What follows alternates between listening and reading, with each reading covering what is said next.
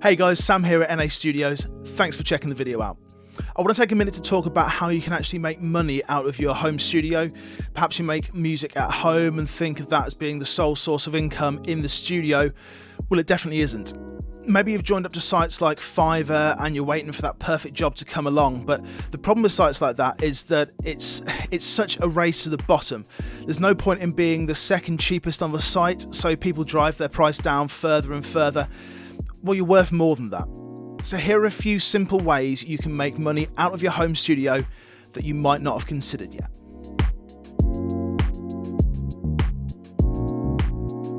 Now, I know it might sound a bit stupid, but you would be amazed by the amount of people who either don't know how to or don't have the facilities to burn a CD.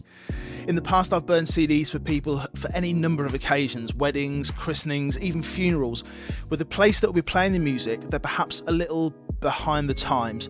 Hand them a phone with an MP3 on and they won't know what to do, but give them a disc and they'll be fine.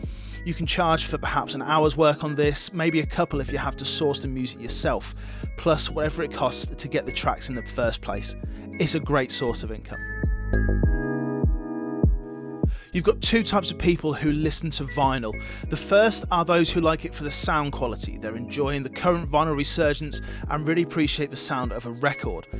But the second are those people who have something on vinyl and that's the only way they can listen to that piece of music. In the past, I've had people come to me for vinyl transfers who have recordings perhaps of a grandparent who is a singer and they want to share the song with the rest of their family. Now, often these records can be in pretty bad shape, which is where products like Isotope RX come into play, where you can get the record to a good standard by cleaning it up with very little money spent.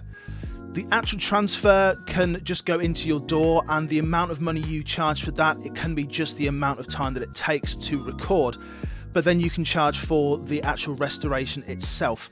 And remember, it may be that these people value the idea of having something on a CD as well. So that's the idea of a wraparound service where you're combining two services into one. You're doing the vinyl transfer and restoration, and then they want it on a CD as well. So you can charge for two services there. An advert in your local record shop can go a long way here. Create a bit of awareness that this kind of stuff is possible. People maybe don't know. Maybe even the people who run the shop have some work they need doing. You could always do that work for free if they're willing to promote your services to their customers. Podcasts are big business at the moment. Many companies will have a podcast that lets customers know what they're doing, what their new services are. They'll have guests on talking about their products. The list of reasons why people have podcasts are endless. But with podcasts comes podcast editing. Often the people recording the podcast will have enough knowledge to buy a recording setup, a couple of microphones, but not enough to actually edit them to a professional standard, which is where you come in. You can edit these in your DAW, including any intro music, sound beds, anything. Perhaps they want an intro track creating for them, and they didn't know about it until you suggested it. That's another example of a wraparound service. So you can edit the podcast for them and then suggest to them, this would sound great with intro and outro music. Here's how much it would cost to have a bespoke piece of music created for your podcast. To edit a podcast, you're usually looking at around 3 times the length of the episode. So for an hour's episode, you want to be charging for 3 hours of your time, perhaps more if there's some restoration work to be done, get rid of the reverb in the room, etc., which again is where Isotope RX and similar products can be helpful. This is something you can do on your own laptop, in your own downtime, and it can really help improve the income of your studio if you just get a couple of regular podcast customers. This one is perhaps more applicable to those who have got some fairly choice pieces of equipment.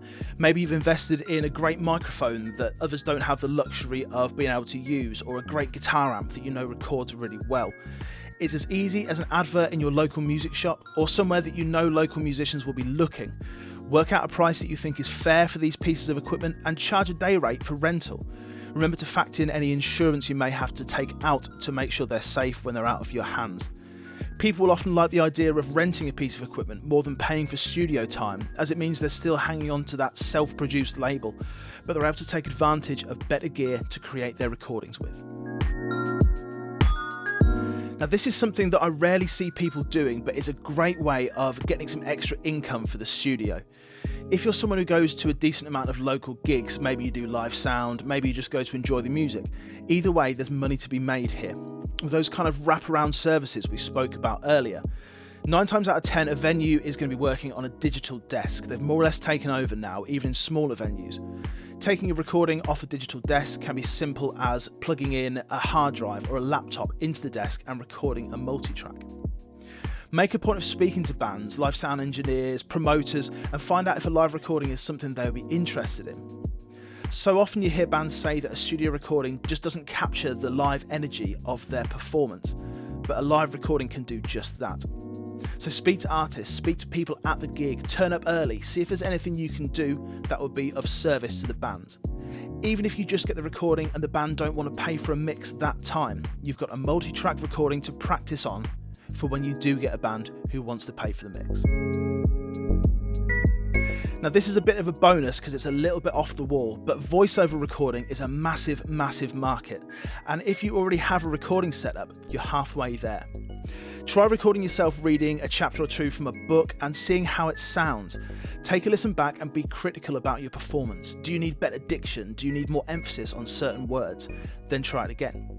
Once you get confident with this, you can create a show reel and upload it to one of the many voiceover recruitment sites that are online and start applying for jobs. You'd be amazed by how many jobs there are available that can be done in such a short space of time in your home studio.